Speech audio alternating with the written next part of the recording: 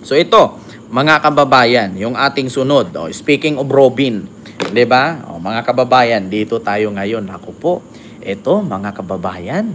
Nako, parang pakiramdam ko parang magkabistuhan yata ito ngayon, mga kababayan, itong sagutan ni Robin Padilla, no? Ni Senator Robin Padilla at ni Mayor Ulaso, si Mayor Ulaso ba ng Zamboanga City na dating Congressman Ulaso. Mga kababayan, si Congressman Ulaso po, siya po yung nagsulong ng batas ng firing squad sa mga mapapatunayan, no, na mga nagnakaw sa kaban ng bayan. Kung napatunayan at nakasuhang guilty sa plunder ay gagawin daw ay firing squad. So ngayon mga kababayan, ito po si Robin Padilla at si Mayor Ulaso ng Zamboanga City na dating congressman ay nagsagutan patungkol dito sa isang pondo daw na hinahanap ni Robin. Pondo daw na para sa mga badyaw. Naku po mga kababayan, pondo na para sa mga badyaw hinanap ni Senator Robin Padilla. Mga kababayan, ako saan kaya ito napunta? Oo, anong pondo kaya ito? So ito po mga kababayan, ay pakita ko sa inyo post po yan ni Robin Padilla. Kitang-kita nyo Robin Padilla, may check badge. At saka, alam nyo po mga kababayan, kalat na po yan ngayon sa social media. So ito po, babasahin ko lang Si Robin Padilla po ay naglabas po ng galit. No? Galit po siya, napapamura siya. Bakit? Ito po, iba talaga ang politika sa bansang ito. Ito po ay post ni Robin Padilla sa kanyang Facebook. Nagpalit ng mayor sa isang kilalang syudad na kinampanya ko pa at nanalo. Kita ninyo? Yung mayor na kinampanya daw niya, no, sa isang kilalang syudad, kinampanya na at nanalo daw. Ito si Mayor Ulaso. Di natin sure kung si Mayor Ulaso ito kasi si Mayor Ulaso po ang sumagot. Sa paniniwala ko na mas magkakaroon ng resulta ang proyekto ko para sa mga badyaw kaysa sa dating mayor, mas lalo palang lalabo at sinagot pa ang staff ko na wala silang alam Kaya nga kaming bumabiyahe ng personal at nagtatanong po bilang supporter po ninyo. Mapapamura ka na lang sa hinayupak na sistema ng politika ng Pilipinas, tol. Mapapaaway ka o sising matching ka na lang, tol. Ayan ang post niya sa kanyang Facebook. Ayan, O sino kaya ito, tol? Sino kaya ito, mga tol, yung pinatamaan ni Senator Robin, tol? Na iba talaga ang politika sa bansang ito. Nagpalit ng mayor, tol, sa isang kilalang syudad na kinampanya ko ba't nanalo? Nanalo daw, siya daw nagkumpanya Sige nga, Robin, tumakbo ka nga, mananalo ka pa ulit. Paniniwala ko na mas magkaroon ng resulta ang proyekto ko para sa mga badyaw kaysa sa dating mayor, mas lalo palang lalabo at sinagot pang staff ko na wala silang alam. Kaya nga kami bumiyahe ng personal at nagtanong po bilang supporter po ninyo. Mapapamura ka na lang sa inayupak na sistema ng politika sa Pilipinas, tol. Mapapaaway ka o sising matching ka na lang, tol. Yan ang sabi ni Robin. Ngayon mga kababayan, bukod dyan sa sinabi ni Robin, sumagot yung isang mayor, si Mayor Ulaso. Sumagot si Mayor Ulaso, tol. Nako po. Diyos ko, mga kababayan, mga tol. Ito po sumagot si Mayor Ulaso, tol. Ito. Bukod dito mga kababayan, bukod dito sa post ni Robin Padilla, sumagot si Mayor Ulaso, si Kemir Ulaso, sumagot sa Facebook niya, post din siya, tol. Sabi niya, sa mahal naming senador. Kasi ang nilalaban ni Robin dito, mga kababayan, ay meron daw siyang proyekto, pondo. Pinunduhan daw niya ito mabadyaw. Sa totoo lang mga kababayan, ang mga badyaw, may matitino, may mga barumbadong badyaw. Mga badyaw, tol. Sumagot naman ito, tol, itong si Kemir Ulaso, tol. Sabi niya, sa mahal naming senador, saan kailan nyo po inilaan ang programa at pondo nyo po? Kasi sa ngayon, sir, wala namang nakalaan sa local government na aming lungsod po. Buenos dias, buenas tardes, buenas noches. Gracias, senyor and senyoras, hermano, hermana. Di ba? Kasi Espanyol to eh. So, sa mahal naming senador, saan at kailan nyo po inilaan ang programa at pondo nyo? Kasi po, sa ngayon, sir, wala namang nakalaan sa local government sa aming lungsod po. Naku po, mga kababayan. Wala naman palang nakalaan. Saan po nyo dinala, Senator Robin? Sino po yung hinatiran mo na pondo? Kasi pagkakasabi ni Mayor, wala naman daw pondo. Ano naman nang ibibigay nga naman ni Mayor kung wala naman talaga pondo? Diba? Yabang-yabang ka dyan mo, mapapamura ka daw. Sabi naman ni Mayor, ano po at saan nyo po dinala po yung pondo, sir? Kasi wala namang nakalaan sa local government sa aming lungsod po. Andito po ako bilang kinatawan ng Zamboanga City. Kung gusto ko lang pong magkaliwanagan po tayo, sir, senator. Kasi po wala naman po sa office ng pagtanungan and even your arrival to Zamboanga City. Di po kami na-inform. Oo nga naman. Di ba? Ang tanong kasi dyan, saan ba? Ano po ba yan para sa mga badyaw? Kasi alam ko napakarami pong badyaw dyan sa may Ipil, Zamboanga Sibugay, sa may Syukon, Shari. Actually, I will tell you frankly mga kababayan, no? Malapit po ako sa lugar na yan, yung Zamboanga Peninsula, kasi umiikot-ikot din po ako dyan. Nandyan po ang mga lahi ko nang galing sa Zamboanga Peninsula. Alam ko po yan, Zamboanga City, Salog, Syukon, di ba? Ipil, tawag dito, Pagadian, di ba? Gudud, di ba? Sa mga taga Zamboanga Peninsula dyan, Zamboanga del Norte, may love shoutout sa inyong lahat. Kaya napatanong itong si Mayor Olaso, mga kababayan, kung saan daw po inilaan or nakalaan kasi sa local government nila sa lungsod. Wala naman po. Andito po ako bilang kinatawan ng Zamboanga City. Gusto ko lang po magkaliwanagan po tayo, Sir Senator. Kasi po wala naman po sa office na pagtanungan and even your arrival to Zamboanga City. Di po kami na-inform. Alam nyo naman kahit dati pa pumunta kayo dito sa SBG. At Kuya Ipe, hindi ko po kayo pinabayaan hanggang di pa lumipad ang eroplano nyo. Andoon lang po ako naka-andulay at nag-aantay bago po kayo umalis. Na iniwanan naman po kayo ng ibang grupo. Na naalala mo pa ba, sir? Di ka makatulog. Si Kuya Ipe, ako ang naghanap ng oxygen para sa kanya. At saka hindi po ako politikero, may prinsipyo ako sa buhay, sir. Mandaragat po ako. Wala po akong ama at yuhin na nasa politika. Hindi po kami ganun, sir. Paumanhin kung di po ako sumagot kasi nais ko lang maliwanagan ang iyong hinanakit kung anong syudad at LGU po yon. Kasi when your team contacted our city tourism, we serve you po. Kaya nagkakataka or nakakapagtaka kung ano yung ibig nyong sabihin. Please call me anytime to clarify things. Nandito lang ako, nakaantay at rumispito po sa inyo. Maraming salamat po, mahal naming senator. Kita ninyo.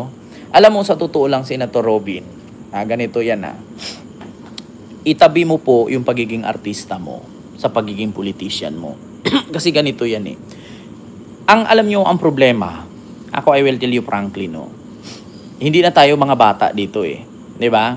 Hindi na tayo kailangan ng civil. Mga matatanda na tayo. At take note, iba ang pagiging artista, iba ang pagiging, iba yung showbiz, iba ang politics. So kung may problema, Senator Robin, tama naman ang sabi ni Mayor Olaso, i-message mo siya, tawagan mo siya, mag-usap kayo in proper forum. Totoo yan. Huwag mong idaan sa Facebook post. Alam mo, Senator Robin, walang problemang nasusolusyonan. Diba? Kapag idaan mo sa Facebook post, Senator Robin, hindi ka na artista. Senador ka na. Huwag mong idaan sa Facebook post. Hindi po mariresolba ang problema kapag ganyan. Kapag ganyan, Senator Robin, hindi po madadaan ang problema sa ganyan. Hindi po mariresolbahan. Ang problema sa ganyan kung ipupos idaan mo sa Facebook. Di ba? Ayan, kami ang nagtatanda, ikaw bata pa, Kent. Di ba? Sa totoo lang, hindi po mariresolba yan. Kung meron mang hindi pagkaunawaan ninyo ni Mayor Olaso, actually hindi ako against kay Robin, hindi ako against kay Mayor Olaso kasi pareho kaming nagmahal sa City of Sudden Death and Armalite at sa Lupang Pangako. Diyan man kami talaga nanggagaling, except with Robin. No, kami ni Mayor Olaso, taga-diyan talaga kami sa lugar na yan, City of Sudden Death and Armalite and the Land of Promise, no? Kaya sa totoo lang, huwag kayong maganyan. Alam naman namin na pareho kayong supporter ni Sara, pareho kayong mga DDS. Huwag ganyan, yeah? Bilang advice lang, no, huwag niyo pong idaan, yeah? Huwag niyong idaan sa post, hindi maganda yan. Oo, hindi nakakaresolba ng problema yan. Hindi nakakatulong yan sa problema. Kung meron man, 'di ba? Oo, iba ang responsibilidad pag politiko ka na, Robin. Di mo ba alam 'yon? May kaunting private ka na naman, paminsan-minsan wag lantaran. Actually, Sir Kendry, tama naman 'yan. Iba tama 'yan. No, para sa akin, Senator Robin, wag mo idaan sa Facebook post. Oo. Kung meron ka mang hindi nagustuhan sa pagtrato sa'yo, di ba? Or di kaya di mo nagustuhan yung pag-care sa'yo or hindi ka kinare, hindi ka initsapwera ka, sinalbahi ka. Hindi naman siguro ganun lahat ng tugon. Di ba? Hindi ganun eh. Alam mo kung meron kayong hindi or misinformation, di ba, ni Mayor Olaso, pag-usapan nyo yan.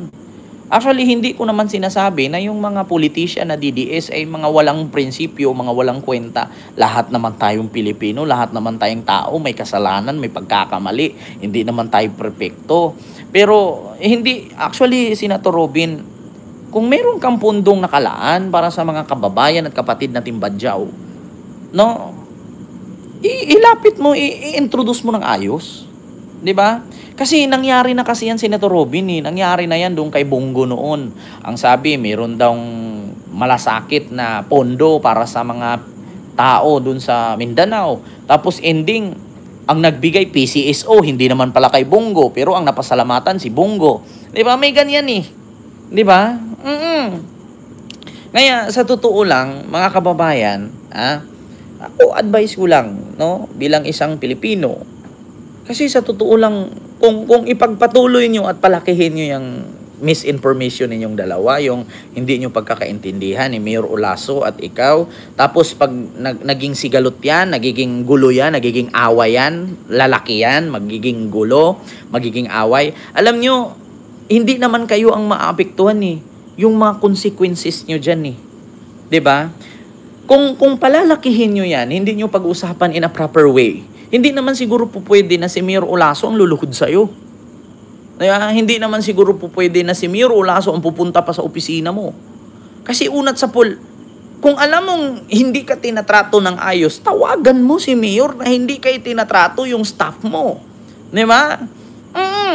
Tawagan mo si Mayor, o Mayor, ano tong tao mo? Tinanong ng staff ko, parang binarubal yung staff ko, hindi naman sinagot ng ayos. Si Mayor dapat, di ba? Ang tawagan mo, hindi yung ganyan. Sabi ng staff mo, malay natin yung staff mo, tinamad lang. Pumunta doon, hindi. Minsan pa naman, yung ibang staff, lalong-lalo Mindanao, malayo yan eh. 'Di ba? Pumunta lang doon tapos pagod sa biyahe, pagod ganyan-ganyan, ang layo-layo ng biyahe from Manila to Mindanao, 'di ba? Tapos pagdating doon, nagtanong tapos wala nang ibang mga kusikusikot pag sinabi, wala namang ganyan, wala namang ganun.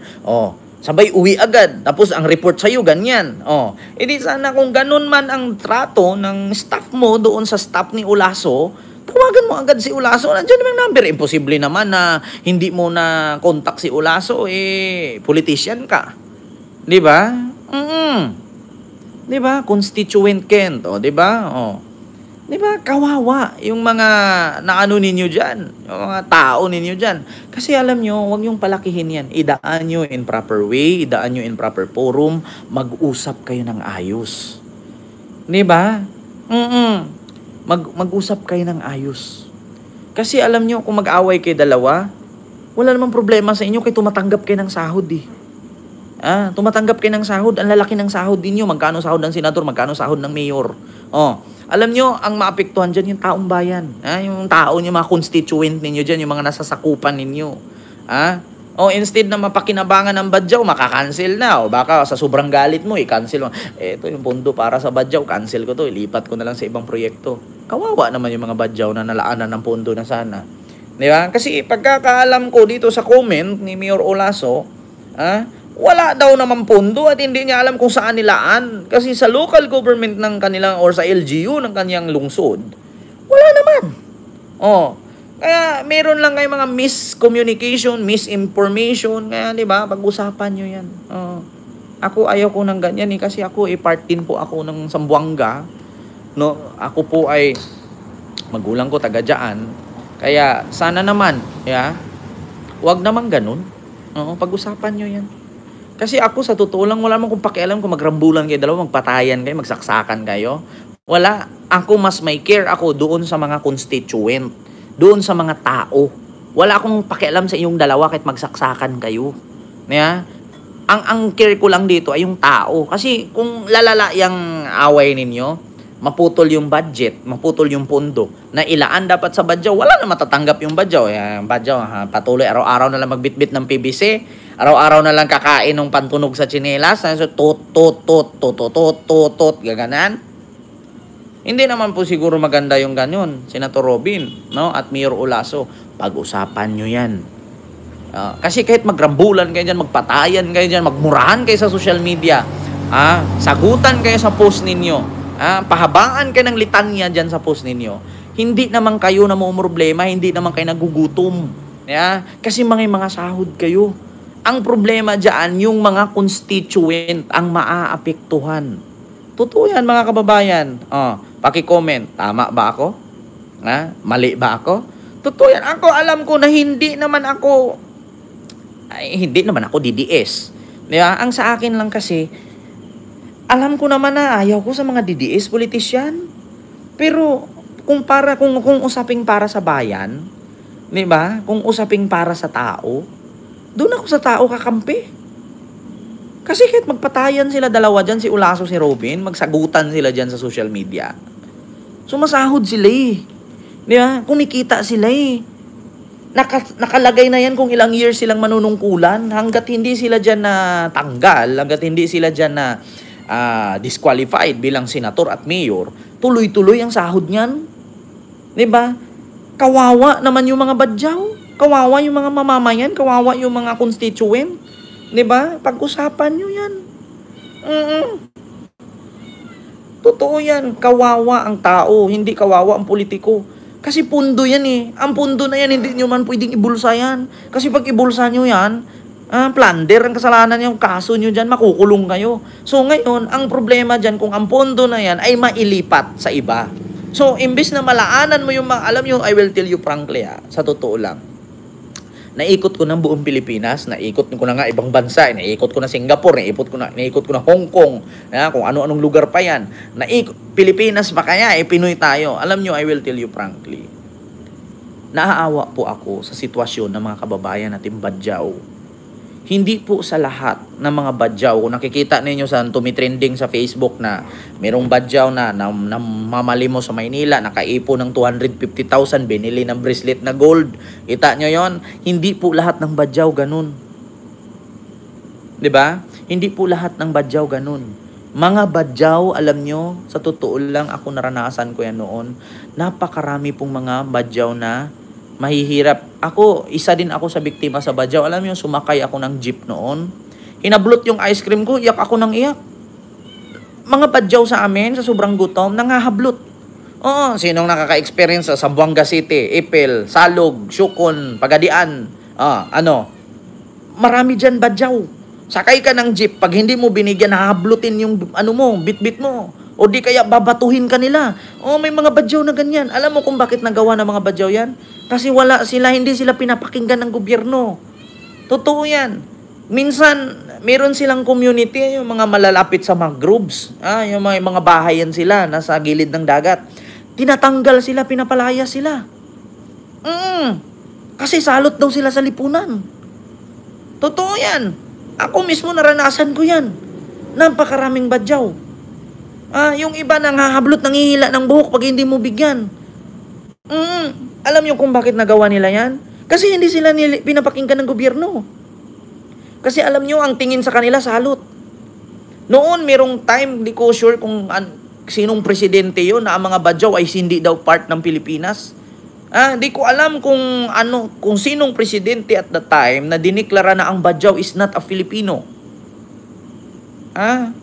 Hindi ko alam kung kaninong termino yun ng presidente. Di ko sure kung kay Pinoy ba yun, kay Gloria ba yun, o kay Digong. Na ang badyaw daw hindi part ng Philippines. Alam niyo, sa totoo lang, ang badyaw po ang sinauna ng mga tribo. Wala pa yung mga Maranao, mga Tausug, nandyan ang badyaw. Di ba? Hello po, Ma'am Tet. May galab shout out po. Alam niyo, sa totoo lang, mga kababayan, kaya nagkakaganyan sila kasi hindi sila pinahalagahan ng gobyerno. Hindi ko sure kung merong mga politician na gumawa ng programa para sa mga badyaw. Kung ganun man, may programa si Senator Robin para sa mga badyaw, susuporta ako. Pero kung kay Robin, hindi. Kung para sa badyaw, oo. Diba? Sa totoo lang, mga kababayan, kaya nagkakaganyan yung mga badyaw. Time ni Digong yon, Boss Ken, sabi ni Ma'am Dali Babes, di ba? Yung badyaw is not part of the Philippine culture. Oo, nabalitaan ko yan na di ko sure kung sino yung presidenteng nag-declared na badyaw is not part of Philippine culture. Parang kay Digong nga yata yun. Katutubo yan. Kung merong Aita, may badyaw. Kaya nagkakaganyan. Alam niyo, sa totoo lang, marami akong mga kaibigang badyaw noon. Kasi ako naglalakad, alam niyo dati, nagtitinda ako ng, alam niyo, mga generic na gamot. May branded, may generic. Alam niyo yung naglalako-lako kami sa mga gilid-gilid, mga iski-iskinita sa probinsya. Punta ako ng Lanao, Marawi, pupunta ako ng Oroquita, Osamis, Cagayan de Oro, Iligan. Punta ako ng Zamboanga City, Zamboanga Sibugay, Zamboanga del Sur, Pagadian. Inikot namin lahat yan. Lahat ng sandamakmak na kalupaan dyan na umabot pa nga kami ng Samal Sumakay pa kami ng bangka niyan para magbitbit pa napakabigat ng mga amoxicillin, penicillin, mga paracetamol, mga Pecasent. Naikot ko yan. Kaya alam ko ang kalakaran ng tao. Buong Mindanao, kaya naikot ko yan. Kaya alam ko yan. Kaya nagkakaganyan yung badyaw. Pakiramdam kasi nila sa sarili nila, wala. Hindi sila pinapahalagahan ng gobyerno. Diba? At take note, mga kababayan, in part of Mindanao, hindi lang badyaw. Marami din tayong mga kababayan na nasa bandang bundok na nararating lang pag eleksyon. Pag walang eleksyon, hindi sila nararating. Alam niyo, mga kababayan, ito, bigyan ko kayo ng isang kwento na aking experience. Ako, nag-aaral ako noon, halos 3 kilometro nilalakad namin. Ang pasok namin sa elementary, alas 8 ng umaga. Alas 6 pa lang naglalakad na kami. Nai-experience ko yan, panahon pa ni Gloria, panahon ni Erap, naglakad kami. Ang Kafgo at ang mga Abu Sayyaf, gigera yan. Habang naglalakad kami ang tabing ilog, dadapa kami. Kaya ang ilog sa amin, malalaking bato, tas tubig. Hindi yung ilog ngayon na puro graba. Iba ang ilog dito sa inyo, graba Sa amin kasi bato. Bato malalaki yan. Kapag nag-gera na yan, siguro mga umaga, minsan alas 7 ng umaga, alas 6:30, minsan alas 4 ng hapon, magigera yan. Magsagutan ng putok yan, barilan yan. Kafgo, Armed Forces, MILF, MNLF, Abu Sayyaf, Jamaah Islamiyah. Experience ko yan 'Di ba? Alam nyo, sa hirap ng buhay, halos hindi nararating ng gobyerno yung bundok. Bakit? Kaya napakadaming rebelde sa mga kabukiran at kabundukan. Hindi sila nagre-rebelde para patayin ang mga Pilipino. Nagre-rebelde sila kasi kapag eleksyon nararating. Pero pagtapos ng eleksyon, hindi na sila napapansin. Isa sa rason niya na kung bakit may mga rebelde. Bakit? Alam nyo, ang hiling lang naman ng rebelde, ang hanap buhay sa bukid, niyog.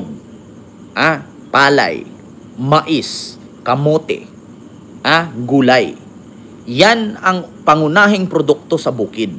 Ngayon, kapag nasa bukid ka, napaka-imposible na ang bukid walang ilog. May ilog yan. Not only 1, 2, 3, 4, 5. Minsan, 16 na ilog yung tatawirin mo bago mo marating yung bayan. Ngayon, mga kababayan, bakit nagagalit ang mga taga-bukid sa gobyerno? Kasi bakit? Ultimo tulay na hiling nila, hindi sila napagbigyan.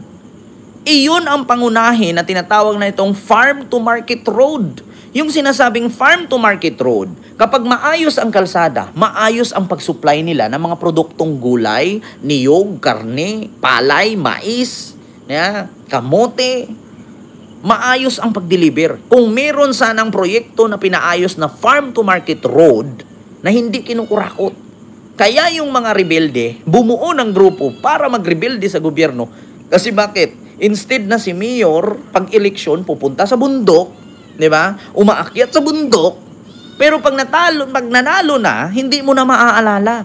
Tapos natapos na lang yung termino, yung request ng mga taga-bundok na tulay, hanging bridge, para maayos ang paghatid nila ng kanilang mga produkto mula sa bukid, wala. Ilang eleksyon ang nakalipas, ilang ilog na ang nadadaanan ng mga tao. Naalala ninyo sa Jessica Soho? Sa parting Mindanao? Sa parting Mindanao. Nakita ninyo? Yung mga estudyante sumasakay sa lubid. Binabalot ng kawayan, sumasakay para lang makatawid, makapagpasok sa pag-aaral. 'Di ba? Napanood nyo sa Jessica Soho, sa dokumentaryo ni Jessica Soho. And ang best na panoorin nyo, si Cara David. Si Cara David, mapapaiyak ka. Mapapaiyak ka sa dokumentaryo ni Cara David. Kasi lahat yan totoo. Diba? Kung hindi yan lahat totoo, at kung talagang ang gobyerno ay para sa bayan, edi sana walang dokumento ang KMJS at si Cara David. Totoo yan. Ako ilang beses ako makapanood sa mga documentary video ni Cara David. Tutulo na lang yung luha ko bigla. Alam nyo, doon ako napaiyak alam nyo yung tatlong magkakapatid na walang magulang. Diba? Lolo at lola ang nag-alaga, namatay ang lolo at lola. Alam nyo yung kinain nila? Alam nyo yung mga janitor fish? Nangunguha ng janitor fish. Alam ginawa nila? Iniihaw, kinakain. Kailan ka nakakita na ang janitor fish kinakain? Diba? So nasaan ang gobyerno? Ganyan kahirap. Doon na patulo ang luha ko. Tapos alam nyo yung isang bata, nangunguha ng kawayan, nangunguha ng kahoy, panggatong, binibenta sa bayan. Kabigat-bigat, 10 years old na bata, naghanap buhay na para ibuhay ng kapatid niya. Kasi walang magulang. Dinokumentaryo ni Cara David. Saan ka nakakita? 10 years old. Naghanap buhay na. Sa Maynila, 10 years old. Putang ina, hindi parang marunong maghugas ng plato yan. Diba? Kaya dito sa sitwasyon ni Senator Robin at ni Mayor Olaso, pag-usapan nyo yan. Alam nyo yan. Si Robin, hindi naranasan yan. Pero si Mayor Olaso, naranasan niya yan. Mangingisda yan eh. Alam niya ang hirap ng buhay. Diba? So yun lang ang aking reaksyon. Huwag nyong idaan sa tapang, sa post sa Facebook. Huwag nyong idaan sa sagutan sa social media. Hindi nakakatulong yan. Kasi kayo, sumasahod kayo monthly eh. Yung mga constituent ninyo, yun ang naapektuhan. Sabay-sabay silang magutom. Kayo, kahit mag-away kayo dyan, kahit magrambulan kayo, magpapatayan kayo, may mga sahod kayo. Diba? Sana kung di kayang, sana kung di kayang mabigyan ng magandang bukas, huwag ng mga anak. Ayun nga ang problema, mamulait. Ito pa yan, isa pa sa problema yan sa probinsya. No? Ang problema sa probinsya, lalong-lalo na sa mga kabundukan, kabukiran, kasi ako naging isa din ako sa volunteer, no? Sa Child Foundation. Umakyat ako ng bundok. Alam niyo ba sa kabundukan, ang kailangan sa bundok kasi seminar. Unang-una itong family planning, no? Isa sa bundok ang family planning. Bakit? Sa bundok kasi magugulat ka doon, 16 years old buntis na. Diba? 15 years old, 12 years old, mabuntis na. Maraming ganyan sa bundok. Yung family planning at yung pagseminar at pagpapacilitate sa kanila, yan yung kulang. Kasi wala sila niyan. Kasi hindi nga sila naaabot ng gobyerno. Kaya nga more on maraming rebuildi. Alam nyo ang ganito marami akong kaklase na mga mahihirap katulad ko. Alam ninyo, ayoko nang balikan yung ganung mga bagay. Kasi bakit? Alam nyo dati nag-aral ako elementary. Mga kaklase ko, alam nyo, may mga Muslim, may Badjaw, may mga Subanin, alam mo mga Subanin tribes, mga Lumad, ganyan. Alam nyo, sabi niya, alam mo, Kent, ang gusto kong pangarap pag ako lumaki, mag-asawa ng mayaman. Bakit? Para hindi na kami mahirap. Yan ang pangarap niya. Hindi siya pangarap na makapagtapos sa pag-aaral para magtrabaho. Yung iba naman gusto magtapos para makapag-abroad. Alam nyo, yung mga kaibigan ko na mga taga-bundok, umaakyat ako ng bundok dati. Diyos ko, umiinom kami ng tubig sa atabay. May tawag atabay, yung balon. Oo, tapos mangunguha kami ng kung ano-anong pinagkukuha namin, mga gulay-gulay. Mayroon pa mga wild na prutas na ang sasarap na parang mangustin ang lasa na hindi ko maintindihan. Inaakyat namin sa baging. Diba? Alam nyo, ang pangarap niya, alam mo, Ken, pag ako lumaki, usap-usap kami yan, umakyat kami sa puno ng santol, puno ng marang, puno ng mangga. Pag ako lumaki, gusto ko mag-asawa ng mayaman. Para pag mayaman ako, di na kami mahirap. Aalis na kami dito sa lugar namin. Ganyan. Totoo yan yung mga sinasabi ko. Alam niyo, kung may mga politician na nakakapanood sa akin ngayon, puntahan ninyo mga kabundukan nang malalaman ninyo kung gaano kahirap sa bundok. Pumunta kayo ng bundok. Hindi yung maalala nyo lang pag-eleksyon. Pagkatapos ng eleksyon, nawawala na kayo. Tapos may mga slogan pa kayo na, kung ako manalo, mahirap, mabilis lapitan, hindi mahirap hanapin. Putang ina nung nanalo, nawala. Bago ka makapunta sa opisina niya, magpa-schedule ka pa, 1 buwan pa bago ka mapigyan ng slot. Tang inang yan. Di ba? Totoo yan, mga kababayan. Maraming politikong ganyan. Puro kwento, walang kwenta. Diba? Tama ba ako, mga kababayan? Totoo yan. Kaya alam ko yan. Alam nyo, ito I will tell you frankly. In Mindanao, pag sinabi mong Zamboanga Peninsula, yan yung pinakamaraming lungsod na mahihirap. Zamboanga Peninsula, yan yung pinakamaraming lungsod na mahihirap. Pero mga politician dyan, putang ina, mga bilyonaryo. May mga politician pa nga dyan, nag-aari ng Itbulaga, nagmamay-ari ng resort, may nagmamay-ari ng mining, nagmamay-ari ng planta. Pero yung constituent nila, putang ina, number 3, number 4 sa pinakamahirap na lalawigan sa buong bansa. Yan ang totoo. Totoo yan. Sino bang lulukohin ninyo? Mga politician sa Mindanao.